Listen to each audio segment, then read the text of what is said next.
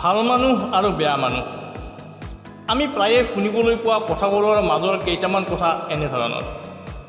কোনোবাই কয় সি মানুহজন সিমান ভাল নহয়, অমুক বৰ ভাল মানুহ, তমুক বৰ বেয়া মানুহ, অথবা কোনোবাই কয় আজিকালি ভাল মানুহ নাই, ইত্যাদি ইত্যাদি। এতিয়া প্ৰশ্ন হ'ল, আচলতে ভাল মানুহ কোন? কোনোবাই যদি এজন মানুহক বেয়া বুলি কয়, তেনেহ'লে সেই একেজন মানুহকে আকৌ কোনোবাই ভাল বুলি কয়। কথাখিনি বুজিবলৈ আপোনালোকক এটি কাহিনীৰ মাজলৈ লৈ যাব বিচাৰিছোঁ। কাহিনীটো মহাভাৰতৰ। গুৰু দ্ৰোণাচাৰ্যই এদিন কৌৰৱ আৰু পাণ্ডৱ ৰাজকুমাৰৰ পৰীক্ষা লোৱাৰ কথা ভাবিলে।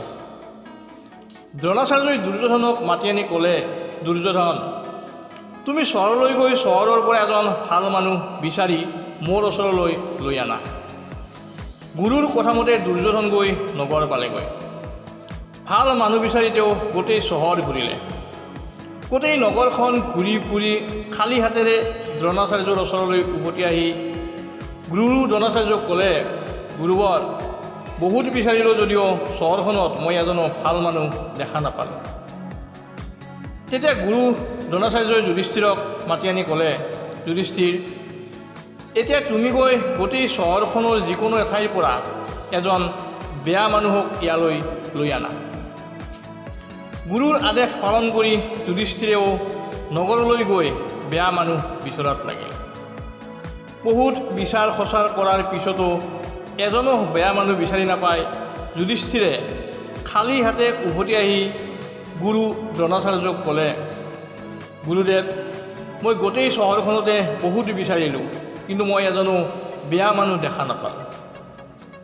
সকলো শিষ্যই কৌতূহলেৰে চাই আছিল, কিন্তু সিহঁতে একো বুজি নাপালে।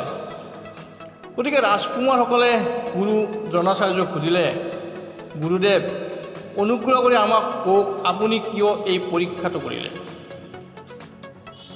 এজনে ভাল মানুহ বিচাৰি নাপালে আৰু আনজনে বেয়া মানুহ বিচাৰি নাপালে। দুয়োজন ৰাজকুমাৰে ভাল আৰু বেয়া মানুহ বিচাৰি উলিয়াবলৈ কিয় ব্যৰ্থ হৈছে? তেতিয়া গুৰু দ্ৰোণাচাৰ্যই ক'লে, আমাৰ মনটো যেনেকুৱা আমি চাৰিওফালে তেনেকুৱা ধৰণে দেখিবলৈ পাওঁ। দুৰ্যোধনৰ মনৰ ভিতৰত অশুভ শক্তি লুকাই আছিল, সেইবাবেই তেওঁ সকলো মানুহকে বেয়া দেখিছিল, গতিকে ভাল মানুহ বিচাৰি নাপালে। আনহাতে যুধিষ্ঠিৰৰ মনৰ ভিতৰত ভালপোৱা লুকাই আছিল, সেইবাবেই তেওঁ সকলো মানুহকে ভাল দেখিছিল, সেয়েহে তেওঁ বেয়া মানুহ বিচাৰি উলিয়াব পৰা নাছিল। ঠিক সেইদৰে সাধাৰণ মানুহৰ মনৰ ভিতৰতো ভাল আৰু বেয়া দুয়োটা ধাৰণাই লুকাই থাকে। এতিয়া আমি কাক আমাৰ মনৰ ওপৰত আধিপত্য বিস্তাৰ কৰিবলৈ দিম? ভাল ধাৰণা নে বেয়া ধাৰণা? আপুনি কেনেকুৱা মানুহ সেইটো আপুনি নিজেই বিচাৰ কৰি ল'ব পাৰে।